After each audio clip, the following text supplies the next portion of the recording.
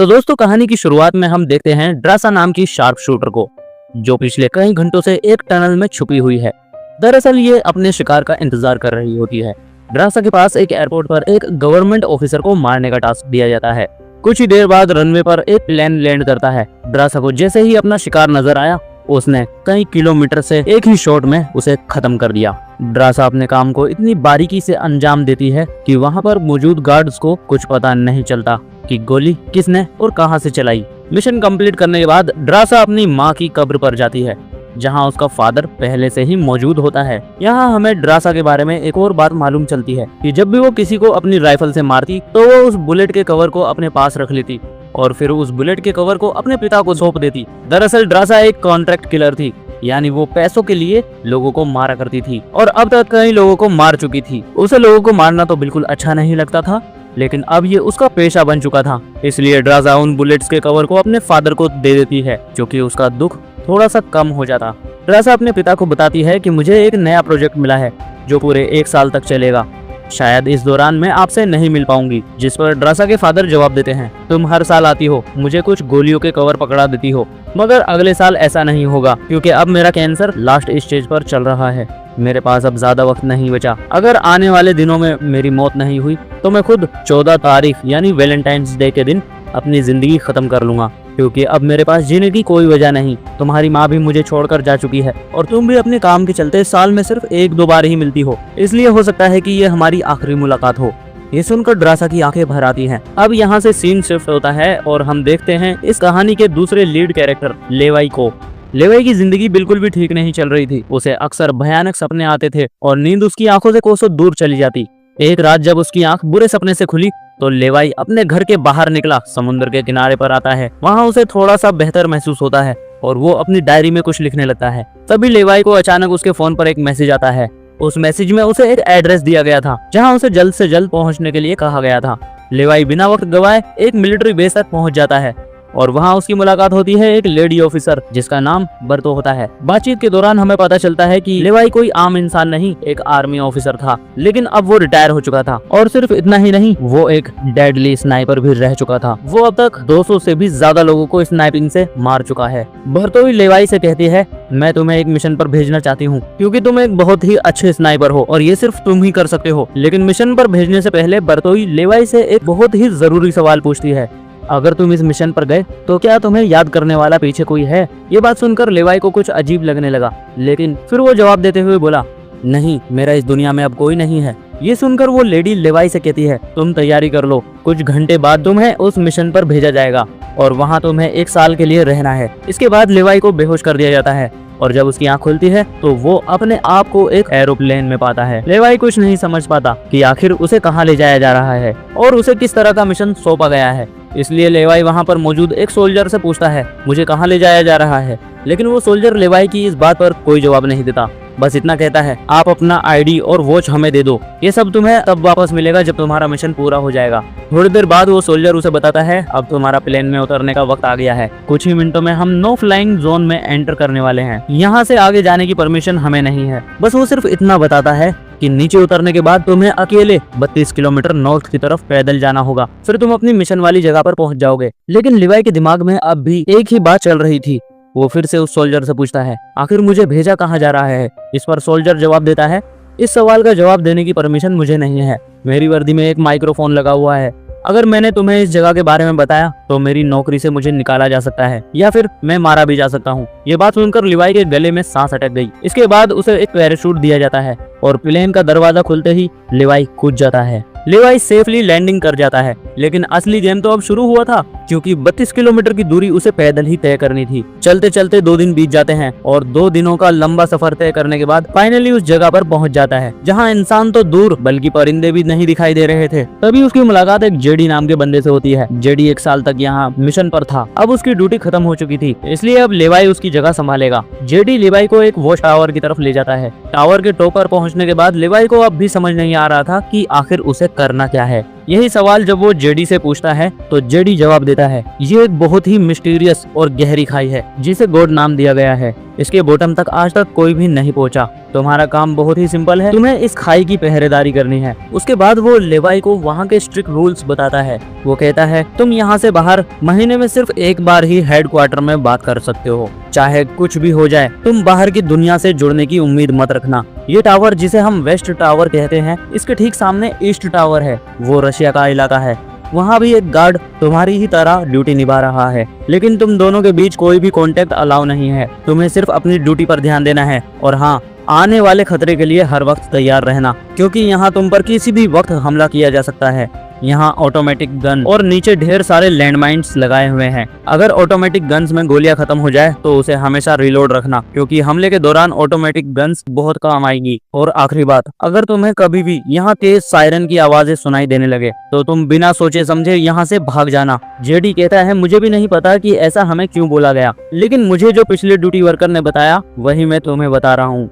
लेवाई उसकी सारी बातें अच्छी तरह समझ लेता है और उसका सवाल एक ही था। वो पूछता है, आखिर यहाँ ऐसा क्या है जिसके लिए इतनी स्ट्रिक्ट सिक्योरिटी लगाई गई है। तभी जेडी एक ग्रेनेड निकालता है और उस ग्रेनेड को उसी गहरी खाई में फेंक देता है। ग्रेनेड जैसे ही खाई की गहराइयों में धमाका करता है, वहाँ से एक अजीब सी भयानक आवाजें गूंजने लगती है। वो आवाज किसी इंसान की बिल्कुल भी नहीं थी, वो किसी ऐसी चीज की थी जो अंधेरे में छुपी थी। जेडी लेवाई की तरफ देखता है और कहता है, ये आवाज तो तुम सुन रहे हो, ये उस क्रिएचर की है जिन्हें हम होलोमैन कहते हैं। ये क्रिएचर इस खड्डे के अंदर रहते हैं और तुम्हारी ड्यूटी यही है, इस खड्डे के अंदर से किसी भी क्रिएचर को बाहर निकलने नहीं देना है। कहा जाता है कि 1940 में यूएस आर्मी के 2400 आर्मी सोल्जर्स को इस खड्डे के अंदर भेजा गया था, ताकि वो सोल्जर्स उस खड्डे के अंदर मौजूद सभी क्रिएचर को खत्म कर सके। लेकिन आज तक उनमें से कोई भी जिंदा वापस लौट कर नहीं आया। और अब जेडी लेवाई को पूरी इन्फॉर्मेशन देकर घर वापस जाने की तैयारी करने लगा, क्योंकि उसने वहाँ पूरा 1 साल बिताया था, ड्यूटी पूरी कर दी थी। अब लेवाई को यहाँ 1 साल तक ड्यूटी देनी होगी।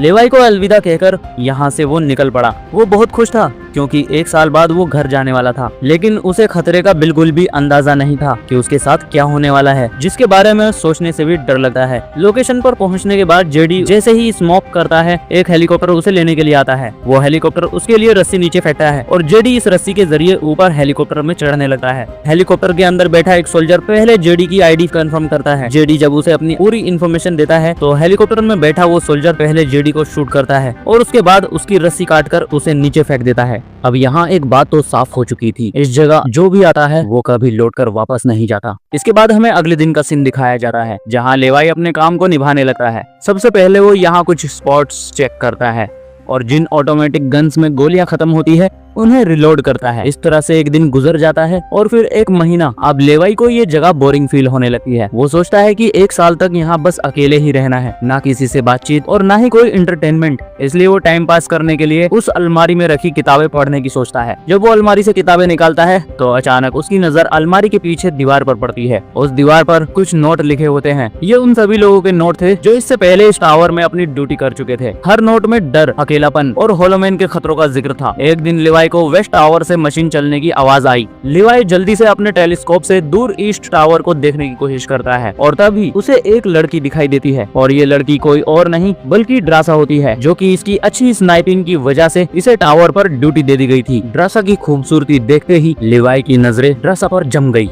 लेकिन लेवाई उससे बात नहीं कर पाता क्योंकि ऐसा करना रूल्स के खिलाफ था। और अब ड्रासा को भी वेस्ट टावर पर बैठे लेवाई के बारे में पता चल चुका था। इसी तरह से दिन गुजरते रहे और दोनों सोचते कि हमें एक दूसरे से बात करनी चाहिए या नहीं। कुछ दिन बाद ड्रासा का जन्मदिन आता है। अकेलेपन में घिरी हुई ड्रासा को लगता है कि उसे किसी से बात करनी चाहिए। वो लेवाई से बात करने की कोशिश करती है। ड्रासा एक व्हाइट बोर्ड के जरिए लेवाई से पूछती है, तुम्हारा नाम क्या है? इस पर लेवाई को रूल्स याद आते हैं और वो लिखता है, नाम बताना अलाउ नहीं है। लेकिन ड्रासा मुस्कुराते हुए अपना नाम बताती है, मेरा नाम ड्रासा है। लेवाई भी ज्यादा ना सोचते हुए अपना नाम बता देता है। ड्रासा बताती है कि आज मेरा बर्थडे है और ड्रासा अपने बर्थडे को सेलिब्रेट करने के लिए डांस करने लगती है। ड्रासा लेवाई से पूछती है, क्या तुम्हें डांस करना आता है? है? लेवाइस बताता है, नहीं, मुझे डांस करना नहीं आता। जिस पर ड्रासा पूछती है, तो फिर तुम्हें क्या करना आता है? लेवाई जवाब देते हुए बोर्ड पर लिखता है, मैं शूटिंग थोड़ी बहुत अच्छी कर लेता हूँ। यहाँ ड्रासा उसकी शूटिंग स्किल चेक करने के लिए अपने टावर पर एक छोटी सी बोतल रखती है और लेवाई अपने टारगेट को निशाने पर रखते हुए एक ही गोली में उस बोतल को फोड़ देता है। अब यहाँ ड्रासा भी पीछे रहने वाली नहीं थी। वो भी अपनी शूटिंग स्किल दिखाते हुए लेवाई के टावर में रखी एक छोटी सी बोतल को बिल्कुल परफेक्ट शूट कर देती है, जिससे लेवाई को पता चलता है कि ड्रासा कोई आम लड़की नहीं बल्कि वो एक डेडली स्नाइपर है। धीरे धीरे दोनों में बातचीत बढ़ने लगती है। ड्रासा और लेवाई एक दूसरे को समझने लगते हैं। ये दोनों बातचीत में मशरूफ रहते हैं, लेकिन तभी अचानक ड्रासा की नजर नीचे गड्ढे की तरफ जाती है। वो देखती है कि नीचे से कुछ भयानक क्रिएचर यानी हॉलोमैन तेजी से वेस्ट टावर की तरफ चढ़ रहे हैं। वो जल्दी से लेवाई को अलर्ट करती है। लेवाई जैसे ही नीचे देखता है, उसकी आंखें चौंक जाती हैं। नीचे सिर्फ एक या दो नहीं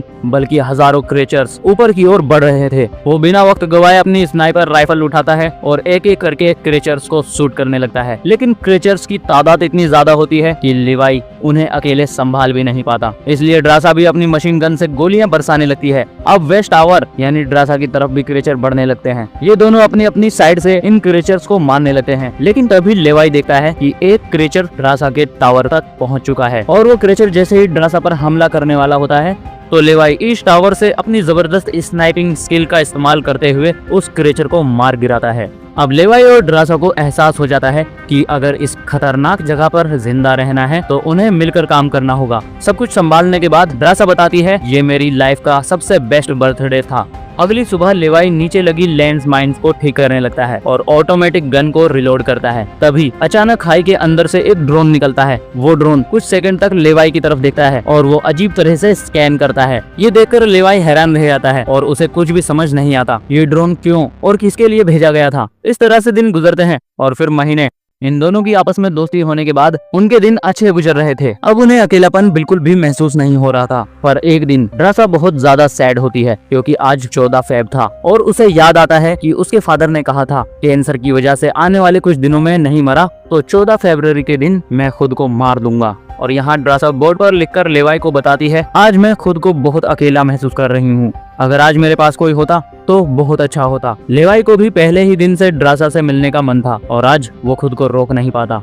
वो ड्रासा के पास जाने के लिए एक प्लान बना लेता है। एक रॉकेट लॉन्चर के जरिए इस टावर तक पहुंचने का जुगाड़ कर लेता है। अगली सुबह वो रॉकेट लॉन्चर का इस्तेमाल करके एक मजबूत रस्सी को ड्रासा की तरफ फेंकता है, जिसके बाद ड्रासा टावर से बाहर आती है और रस्सी को मजबूती से एक पेड़ के साथ बांध देती है ताकि लेवाई रस्सी के जरिए लटक कर ईस्ट टावर तक पहुंच जाए। लेवाई बिना देर किए उस रस्सी के सहारे ईस्ट टावर की तरफ बढ़ने लगता है, लेकिन बीच में वो अटक जाता है क्योंकि रस्सी की ढलान खत्म हो चुकी थी। इसलिए अब लेवाई अपने हाथों की मदद से आगे बढ़ने लगता है। आधा घंटा रस्सी से सरकने के बाद वो ड्रासा के टावर तक पहुंच जाता है। ड्रासा उसे वेलकम करती है और कहती है, तुम में से बहुत ही गंदी पसीने की बदबू आ रही है, इसलिए तुम्हें पहले नहा लेना चाहिए, तुमसे मैं फिर मिलूंगी। लेवाई को ये सुनकर हंसी आ जाती है। वो कुछ कहता नहीं, बस सिर हिलाकर मान जाता है। अब ड्रासा यहाँ शरारत करते हुए उसके कपड़े दूर जाकर छिपा देती है और सीसीटीवी कैमरा के जरिए लेवाई को देख रही होती है, जो टावर में मौजूद शावर में नहा रहा था। उसके बाद लेवाई और ड्रासा एक साथ बैठकर काफी देर तक बातें करते हैं। ड्रासा उससे अपनी पूरी स्टोरी बताती है और बताती है कि अब दुनिया में मेरा कोई नहीं रहा, सिर्फ मेरे फादर जिंदा थे, पर कल के दिन उन्होंने भी खुद को मार लिया होगा। यहाँ लेवाई भी ड्रासा को बताता है रात में आने वाले सपनों के बारे में और उन दिनों के किस्से सुनाता है जब वो यूएस आर्मी में था। इस तरह से बात करते करते रात हो जाती है। ड्रासा यहाँ सॉफ्ट म्यूजिक लगा लेती है। ये दोनों म्यूजिक की धुन पर डांस करने लगते हैं और इसी डांस के दौरान वो एक दूसरे के करीब आने लगते हैं। उनके बीच रोमांस होने लगता है और कुछ देर बाद लेवाई ड्रासा की तरफ देखकर एक मुस्कान के साथ कहता है,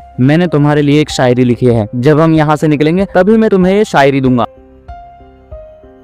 अगले दिन लेवाई को वापस अपने टावर पर पहुंचना था। वो ड्रासा को अलविदा कहता है और रस्सी के सहारे वेस्ट टावर की तरफ चलना शुरू करता है। ड्रासा भी उसे जाते हुए देखती रहती है, लेकिन तभी हम देखते हैं कि कुछ क्रिएचर ऊपर टावर की तरफ बढ़ रहे हैं, जिनमें से एक क्रिएचर वहां लगे लैंडमाइन से टकरा जाता है और एक जोरदार धमाका होता है। लैंडमाइंस के फटने के बाद उसके लोहे के पार्ट्स हवा में उड़ जाते हैं। उनमें से एक पार्ट रस्सी को काट जाता है, जिससे रस्सी टूट जाती है और वो तेजी से खाई में गिर जाता है। लेवाई को गिरता देख ड्रासा बिना सोचे समझे अपना पैराशूट उठाकर वो भी उस खाई में कूद जाती है। ड्रासा पानी की तेज बहाव वाली नदी में बहने लगती है। वो किसी तरह नदी से बाहर निकलकर किनारे तक पहुंच जाती है। दूसरी तरफ लेवाई की किस्मत अच्छी थी कि वो एक बड़े से पेड़ पर गिरकर लटक चुका था। इतनी ऊंचाई से गिरने के बाद उसे चोट तो काफी सारी आ जाती है, पर उसकी जान बच जाती है। जैसे ही उसकी आंख खुलती है, वो देखता है कि एक बड़ा कीड़ा उस पर हमला करने के लिए बढ़ रहा है। वो खुद को बचाने की कोशिश करता है, पर तभी पेड़ की लकड़ी टूट जाती है और लेवाई नीचे पेड़ की जड़ों पर गिर जाता है। नीचे गिरते ही पेड़ की जड़ें उसे अपनी गिरफ्त में लेने लगती है। इससे पहले कि वो जड़ें लेवाई को मार देती, वहाँ ड्रासा पहुंच जाती है। वो जल्दी से चाकू निकालकर इन जड़ों को काटने लग जाती है, जिससे लेवाई आजाद हो जाता है। उसके बाद लेवाई और ड्रासा चारों ओर देखने लगते हैं। हर तरफ सन्नाटा और डर का माहौल छाया हुआ होता है। तभी अचानक पेड़ों की आड़ से कुछ क्रीचर्स बाहर निकलते हैं और उन पर हमला कर देते हैं। यहाँ उनके बीच एक बड़ी फाइट होने लगती है। लेवाई अपनी बंदूक संभालता है और पहली गोली सीधे एक क्रीचर के सर में मारता है। दोनों ने मिलकर दोनों क्रीचर्स को खत्म कर दिया। यहाँ लेवाई की नजर क्रीचर की डेड बॉडी पर पड़ती है और वो देखता है कि क्रीचर ने वही आर्मी वर्दी पहनी है जो किसी जमाने में अमेरिकन सोल्जर्स पहनते थे। ये देखकर लेवाई के रोंगटे खड़े हो गए। तभी उसे जेडी की बातें याद आती हैं, जब उसने बताया था 1940 में 2400 सोल्जर्स के बड़े ग्रुप को इस खाई में भेजा गया था और वो सैनिक कभी वापस नहीं लौटे। उसके बाद लेवाई और ड्रासा एक अजीब भयानक सी जगह पर पहुंच जाते हैं। यहाँ का मंजर किसी बुरे सपने जैसा था। हर तरफ इंसानों के सड़े गले शरीर पड़े हुए थे और सबसे अजीब बात तो ये थी कि उन शरीरों के अंदर से पेड़ पौधे उगाए थे। ऐसा लग रहा था जैसे कोई जानलेवा वायरस ने उस जगह को अपनी गिरफ्त में ले लिया हो। तभी अचानक पेड़ों के बीच से कुछ हलचल होती है। लेवाई और ड्रासा समझ जाते हैं कि क्रीचर्स एक बार फिर उनका पीछा कर रहे हैं। डर के मारे वो दोनों तेजी से भागने लगते हैं और एक टूटी फूटी चर्च में घुस जाते हैं। दरवाजा बंद करने के बाद सामने उन्हें एक अजीब सा नजारा दिखता है। हर तरफ इंसानों की लाशें पड़ी हुई थी। उनकी हालत देखकर ऐसा लग रहा था जैसे उन्होंने खुद अपनी जान ले ली हो ताकि उस वायरस से बच सके। अचानक एक बड़ी सी मकड़ी ड्रासा के ऊपर कूद पड़ती है और फिर ढेर सारी और भी मकड़ियां आ जाती हैं। ये मकड़ियां साइज में बड़ी होती हैं। जैसे ही स्पाइडर उन पर हमला करता है, लेवाई और ड्रासा मिलकर उसे खत्म कर देते हैं। दूसरी तरफ चर्च का दरवाजा वो क्रीचर तोड़कर अंदर आ जाते हैं। लेवाई और ड्रासा अपनी जान बचाने के लिए उन पर फायरिंग शुरू कर देते हैं और जैसे तैसे करके उनसे जान छुड़ाकर चर्च से बाहर निकल जाते हैं। तभी लेवाई की नजर सामने पहाड़ पर बने सुरंग के दरवाजे पर पड़ती है। वो दोनों फौरन अंदर घुस जाते हैं। अंदर जाकर उन्हें पता चलता है कि ये एक पुरानी लैब है। यहाँ हर जगह टूटी फूटी मशीनें और पुराने जंग लगे कंटेनर्स पड़े हुए थे। तभी लेवाई की नजर एक पुराने कैसेट पर पड़ती है। जब वो उसे प्ले करता है तो उसमें एक लड़की नजर आती है। वो कहती है, हम यहाँ एक सीक्रेट प्रोजेक्ट पर काम कर रहे थे। हमारे साथ यहाँ सैकड़ों साइंटिस्ट थे, पर एक दिन यहाँ भूकंप आया और भूकंप के तेज झटकों से मिसाइल का केमिकल लीक होने लगा और जहरीला केमिकल हवा में घुलने लगा। कुछ ही घंटों में लोग वायरस से इन्फेक्ट होने लगे। आगे वो लड़की अपना पेट दिखाते हुए बताती है कि मैं भी इन्फेक्ट हूँ। हमने मिलिट्री को सब कुछ बता दिया है। हमने उनसे कहा इस पूरे इलाके को बॉम्ब से उड़ा दिया जाए ताकि इन्फेक्शन फैल न सके, लेकिन उन्होंने हमारी बात नहीं सुनी। इस वीडियो के देखने के बाद लेवाई को वहाँ पर एक नए जमाने का कंप्यूटर मिलता है। उन्हें कुछ समझ नहीं आता कि यहाँ इस जगह पर नए जमाने का कंप्यूटर कैसे रखा है। जब लेवाई उस कंप्यूटर को ऑन करता है तो उसमें मिली जानकारी से वो सुन रह जाता है। उसे एक डार्क लेक नाम की कंपनी के बारे में पता चलता है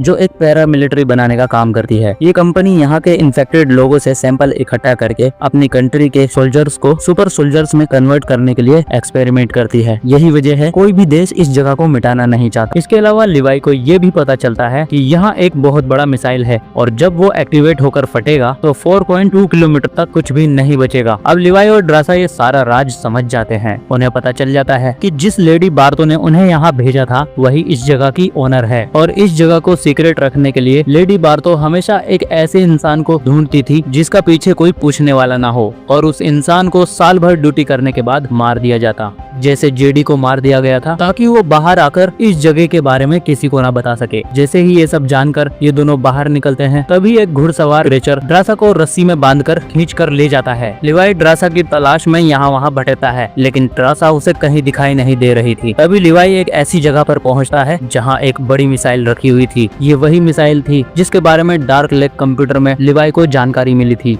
लेवाई को अब सब कुछ समझ में आ चुका था। असल में वॉच टावर में जो पहले लोग रह चुके थे वो क्यों ऐसे बोलते थे कि जब भी तेज सायरन की आवाज आए तो वहाँ से भाग जाना चाहिए। दरअसल वो इसी मिसाइल के बारे में बात कर रहे थे। दूसरी तरफ ड्रासा एक क्रीचर के कब्जे में थी। ड्रासा खुद को छुड़ाने की कोशिश करती है। जैसे तैसे करके ड्रासा खुद को छुड़ा लेती है। आजाद होते ही ड्रासा और क्रीचर में फाइट छिड़ जाती है। लेवाई भी ड्रासा को ढूंढते ढूंढते वहाँ पहुँच जाता है और वो दोनों मिलकर उस क्रीचर को आग लगाकर जला देते हैं। अब बारी आती है यहाँ से उन दोनों के निकलने की, मगर आगे का रास्ता तो और भी ज्यादा मुश्किल था। जैसे ही लेवाई और ड्रासा आगे बढ़ते करते हैं सामने एक खतरनाक इलाका आ जाता है जहाँ से निकलना एक बहुत ही बड़ा चैलेंज था। यहाँ इंसान और पौधे बहुत ही खतरनाक तरीके से आपस में जुड़े हुए थे, जैसे वो किसी एक्सपेरिमेंट का नतीजा हो। ये लोग हर कदम को संभालते हुए रखते हैं कि तभी ड्रासा का पैर फिसल जाता है और वो एक क्रीचर पर पैर रख देती है, जिससे ये पौधे एक्टिवेट हो जाते हैं। वो ड्रासा को जकड़ लेते हैं, लेकिन यहाँ लिवाई हिम्मत दिखाते हुए आगे बढ़ता है और ड्रासा को छुड़ा लेता है। वो यहाँ बॉम्ब का इस्तेमाल करता है और पूरी जगह को मिटा देता है। लिवाई ड्रासा को बाहर निकाल कर ले आता है। थोड़ा सा आगे चलने के बाद उन्हें एक गराज नजर आता है, उसमें एक गाड़ी खड़ी होती है। ये दोनों उसमें बैठ जाते हैं। थोड़ी दूर जाने के बाद उन्हें एक रस्सी दिखाई देती है जो सीधे वॉच टावर तक जाती थी, लेकिन वो क्रीचर भी इनका पीछा करते हुए वहां तक पहुंच जाते हैं। अब अगर ये हाथों की मदद से रस्सी को पकड़कर ऊपर चढ़ते तो ये क्रीचर उन्हें मार देते। इसलिए लिवाई अपना दिमाग चलाता है और रस्सी को अपनी गाड़ी में बांध देता है। जीप को रस्सी में इसलिए बांध लेते हैं ताकि ये दोनों जीप में बैठकर उनके हाथ क्रीचर से लड़ने के लिए फ्री हो। वो क्रीचर्स इन पर हमला करते हैं और यहाँ उनके बीच बड़ी फाइट होती है, लेकिन यहाँ वो क्रीचर तादाद में बहुत ज्यादा थे। लिवाई के दिमाग में एक आइडिया आता है। वो जीप में लगे पेट्रोल टैंक को अपने चाकू की मदद से लीक कर देता है इन क्रीचर्स के ऊपर, जिससे निकलने वाले तेल को आग लगाकर उन सभी क्रीचर्स को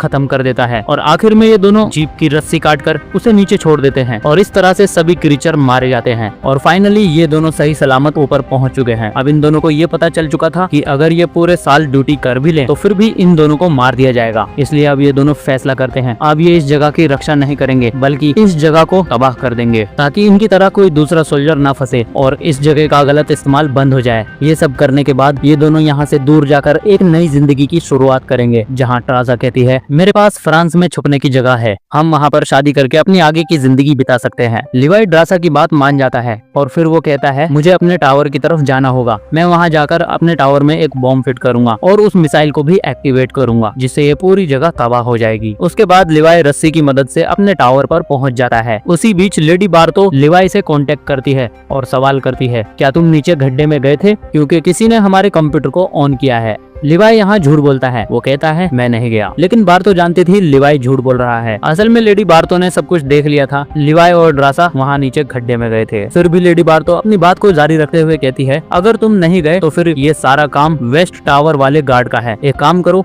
तुम उसे मार दो। यहाँ लिवाई झूठ बोल देता है, लेकिन बार्तो को पता चल चुका था ये ड्रासा को नहीं मारेगा और वो समझ चुकी थी कि ये दोनों अब यहाँ से भागने वाले हैं और बाहर जाकर सबको इस सीक्रेट के बारे में बता देंगे। इसलिए वो खुद यहाँ एक हेलीकॉप्टर में पहुँचती है, लेकिन बार्तो के पहुँचने से पहले ही ये दोनों अपनी पूरी तैयारी कर चुके थे। अब हम देखते हैं लिवाई टावर से बहुत दूर जाकर अपनी लाइफ का सबसे लंबा शॉट लेता है और सीधा उस टावर पर गोली मारता है जो नीचे मिसाइल से कनेक्ट था, जिससे एक तेज सायरन बजने लगता है। अब उनके पास टाइम बहुत कम था। ये दोनों तेजी से भागने लगते हैं क्योंकि जब मिसाइल फटेगी तो वो 4.2 किलोमीटर के एरिया को तबाह कर देगी। लिवाई और ड्रासा वहाँ से पूरी तेजी से भागने लगते हैं। ड्रासा अपनी जान बचाते हुए उस जगह से काफी दूर निकल जाती है, लेकिन लिवाई के पैर में चोट लगने की वजह से वो काफी पीछे रह गया था। दूसरी तरफ बार्तो को भी ये समझ आ चुका होता है कि जल्द ही मिसाइल ब्लास्ट होने वाला है। ठीक उसी समय मिसाइल एक्टिवेट हो जाती है और एक बहुत बड़ा धमाका होता है जिसमें पूरी खाई तबाह हो जाती है। ये ब्लास्ट इतना भयानक था जिसकी लपटें और झपटे भी दूर तक फैल जाती है, जिसकी वजह से बार्तो का हेलीकॉप्टर भी उस धमाके की चपेट में आ जाता है और वो वहीं मारी जाती है। ड्रासा ने तो 4.2 किलोमीटर का फासला तय कर लिया था, लेकिन लिवाई उस धमाके की लपेट में आ जाता है। धमाके की तेज हवा उसे पानी में गिरा देती है। खाई में सारे क्रीचर्स मारे जाते हैं। अब सिर्फ ड्रासा उस धमाके में जिंदा बचती है। वो एक ऊंची जगह पर खड़े होकर लिवाई का इंतजार करने लगी। इंतजार करते करते रात हो जाती है, लेकिन लिवाई का कोई भी अता पता नहीं होता। अब वो समझ जाती है कि लिवाई अब जिंदा नहीं रहा। उसके बाद कहानी यहाँ से कुछ महीने आगे शिफ्ट होती है। ड्रासा लिवाई की लिखी कविता पढ़ती है। हर एक शब्द में उसे लिवाई की यादें महसूस होती है। आंखों में आंसू लिए वो अपने दिल को संभालने की कोशिश करती है। अब ड्रासा अपनी जिंदगी को संभालते हुए फ्रांस के एक होटल में वेटर की जॉब करती है, लेकिन फिर अचानक ड्रासा के सामने लिवाई आकर खड़ा हो जाता है। वो जिंदा था। लिवाई को देखकर ड्रासा की आंखें खुली की खुली रह जाती है। ड्रासा खुश हो जाती है और दौड़कर लिवाई को गले लगा लेती है और इसी के साथ यहाँ कहानी खत्म हो जाती है। अगर वीडियो अच्छी लगी हो तो हमारे चैनल को सब्सक्राइब और वीडियो को लाइक जरूर कीजिए।